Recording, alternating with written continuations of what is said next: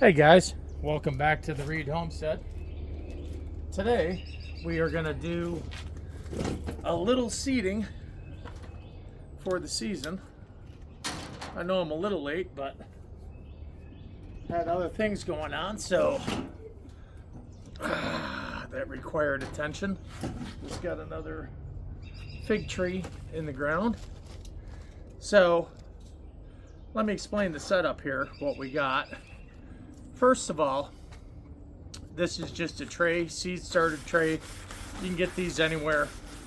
How I'm doing mine is I just line the bottom of each cell with already used soil from last year that's got some organic properties in there, some compost and stuff. This isn't what I'm going to grow the seeds in. This is just for the roots when the seeds start sprouting. Okay? So, seed starter tray. You've got a water catchment underneath down here. Seed starting trays go inside of it. You're not going to put water in this, okay? Because we have a heating mat. This is the VIVOSUN heating mat. Let's see, it's a 10 by 20 inch heating mat that comes in this bag. It's got the adjustable thermostat, got the tip from Michigan Gardener.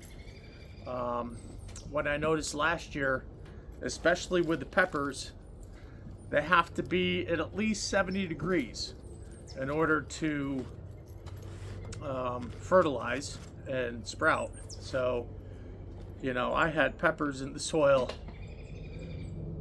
trying to get them to sprout inside without a heating mat. It seemed for like a month. Just kept watering them with a little sprayer, and they never sprouted. A lot of them didn't sprout. I got a lot of these super hot pepper seeds from Jimmy Pickles. I don't know what he's got going on now, but he used to sell seeds. So here is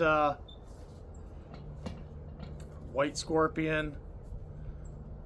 So we've got some other, let's see, what are we doing this year?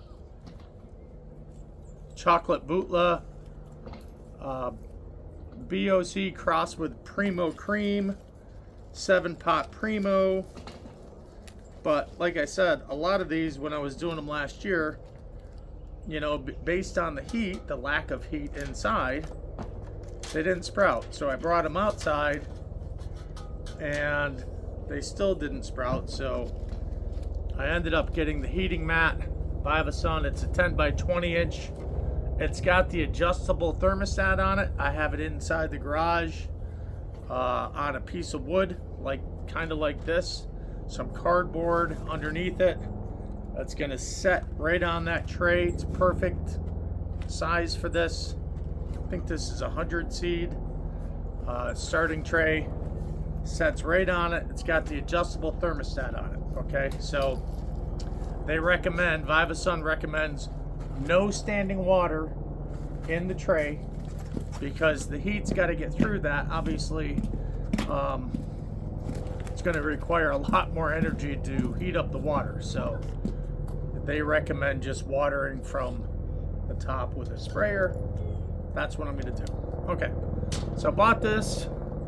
This is basically coconut husk. You want a benign medium to sprout the seeds. Okay, so you don't need a whole lot of compost or seed soil and all this stuff. Really, you want something benign. There's a big controversy between what's better, peat moss or coconut husk. You know, I went with the coconut husk. It doesn't really matter to me. This was ready to go. So let me show you what we got going on here. One second. How you doing, Patty? You doing good? All right. Okay, so this is the Burpee eco-friendly, super growing pellets. Okay, you have to basically, you set them in water. They come in these packs right here. This is what they look like. Very small little pellets. Okay, soak them in warm water, and this is what happens. Okay, this is a very neutral medium that you're going to set your seeds into. So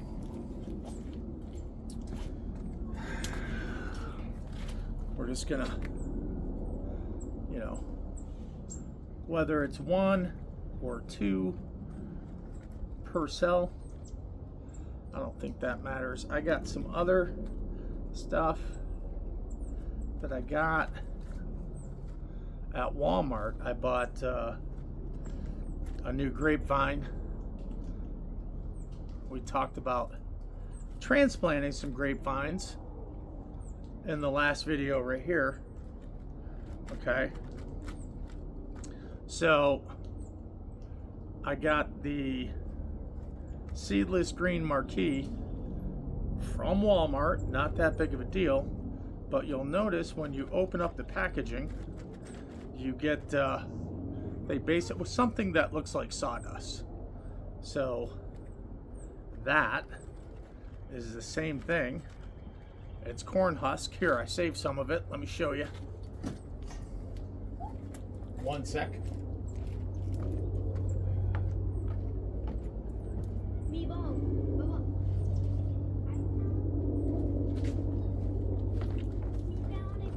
So you buy these things from Wally World, right? This is a fig. This is the Violetta de Bordeaux hardy fig. So it's a violet fig. Okay, they had a darker purple one, then they had a lighter one. I went for the one in the middle. It's grow this season, harvest next season. We'll see about that. But they pack it with this stuff. Okay, that's basically corn husk. Okay, so you can use this to start your seeds. Okay, so what we're going to do, each cell is going to get some corn husk, or some coconut husk. Sorry, coconut husk. If you don't know what you're really creating in modern day gardening, well, it's kind of like an auto techno process of gardening. It's not like your grandpappy's gardening anymore. Okay, so they used to wait for things to really warm up.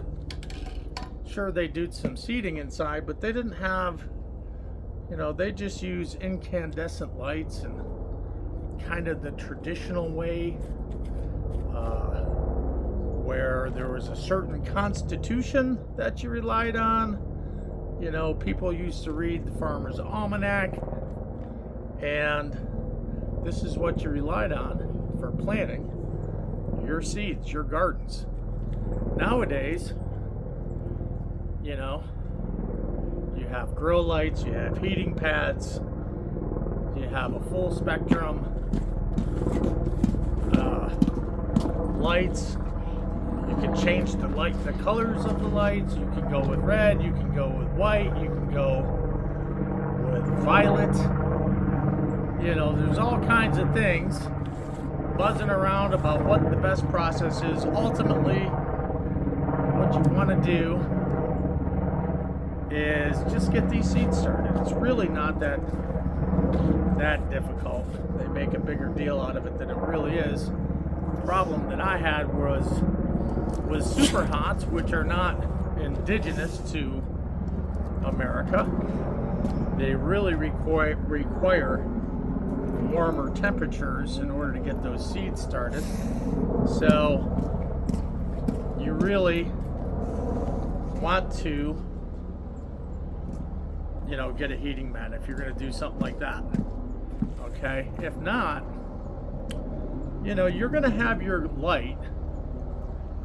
I have, some of you that have been watching the channel for a while remember the outdoor greenhouse from last year that we had over the winter. So we had the grow lights in the greenhouse. You can go out and check the video out from the greenhouse. My son. So I bought the SANSI LED grow lights. It's a full spectrum. They're LED, so it only, you know, uses up to 60 watts. Greenhouse grow lights, 600 watt equivalent. So it kind of looks like a star. It's kind of got, you know, five different arms coming off it. Each arm has 4 rows of lights, LED lights. Each light puts out, you know, 60 watts. So, I mean, it's pretty bright. But it's full spectrum, basically a white light. I don't go with the disco colors or anything like that. But, you know, there's a method to the madness when it comes to using violet or different colors lights. You know, that's basically for when you have leaves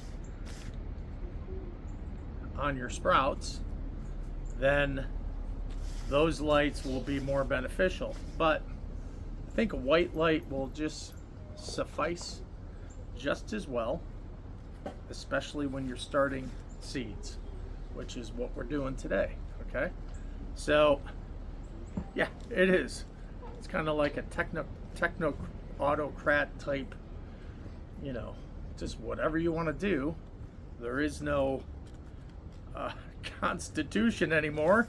You know, Farmer's Almanac's kind of out the door, and people are just learning the stuff based on websites and videos and trial and error, rather than going to the old Farmer's Almanac, the old trusty book that used to constitute, you know, what, when, how, that type thing. Farmer's Almanac, I have it saved in my bookmarks. So okay, now we have our seed starter trays filled with corn husk.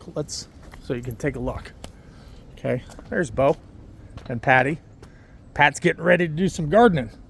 Okay, so what I did at the bottom is just put some soil down there, and this is pulverized eggshell. So that's calcium. Well, you know, oh, the plants aren't going to be able to use that. Okay, whatever. It's pulverized eggshell mixed with just spent soil from last year. So again, this is benign. This doesn't have many nutrients. We're just starting seeds in them. But once those seeds start growing, okay, the roots are going to come down here and get nutrients from this spent soil and calcium. Calcium's going to help the plant grow strong. We've got a cover right here. Okay, this is going to be the setup. Heating pad underneath it. You're going to have your grow light, you know, 10 inches, 12 inches above that. Okay, so what I'm also going to do, instead of getting a bunch of popsicle sticks and trying to label them, here's what I got. Just a white marker. I'm going to come in and just 1, 2, 3, 4, 5, 6, you know, label all these, number them up, and then in your notebook you're going to correlate what seed is in tray 1, tray 2, tray 3, tray 4. Okay, now what I'm starting here are you know, basically your spring / summer plants. Okay, so we're gonna have super hot peppers, tomatoes. We're starting, let's see, I've got some beefsteak tomatoes, some fennel. There's Michigan gardeners. We got some cabbage. I'm gonna do some broccoli. It's still pretty cool out. celery. So again, it's still pretty cold out. It's going to stay cold until mid-April. So summer squash, you know, what else? Pumpkins, watermelon, more squash, summer squash. We got the more summer squash. This is a straight neck. The other is green. Onions, spinach, cilantro, and then a bunch more super hots. So that's my spring starting. I'm going to go with 2 or 3 seeds per cell. Okay. Number these cells. You can get these markers, white markers, or whatever color. It doesn't really matter. But just number them and then correlate it to your notebook so you know what's what. I'm doing my spring slash, you know, full season. Like tomatoes are going to grow all season long. But it's still cold enough that you could do your onions now. You could do broccoli. You could do cabbage. I'm starting fennel too. That's going to be an all season one. And then my summer plants are going to come a little later. I'm not in that much of a rush. So, pardon. That's how we're going to do this. Those are the seeds that I'm starting. This is just a tabletop fire pit. Okay, I'm making a grill for the top of this, so that's going to be used for camping. Pretty incredible spring so far. Kind of all over the place, but not that worried about you know, being a little late on the spring plants. That's Pat breathing into the camera. So I'm gonna get these seeds in. I just use a little toothpick, and that one's not quite crushed up. Once you start spraying these down, that'll all settle it out. Yeah, so we're gonna want to do some amendments here. That's why I have the soil and the calcium down low. Don't want things getting out of hand too much.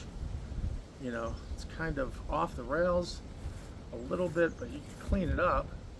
Not that big of a deal. So, you know, I don't want to spend the whole season fighting against the garden and everything, so I'm trying to get ahead of it now.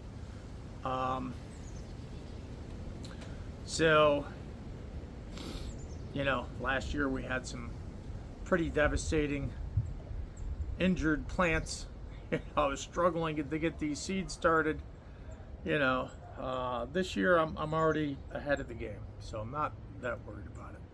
I already got my transplants done, transplanted. Let's see, I got my grapevines transplanted. I've got all my fruit trees pruned. I've got clippings growing. You could check that video, how to take your clippings from pruning fruit trees and get those to grow roots so you could add to your orchard or your food forest, however you're going to do it. Doesn't really matter to me. So we transplanted some grapevines, did the pruning. I got clippings now growing roots. I got to take down the grow tent. We're going to get rid of that. We're getting our fence put in.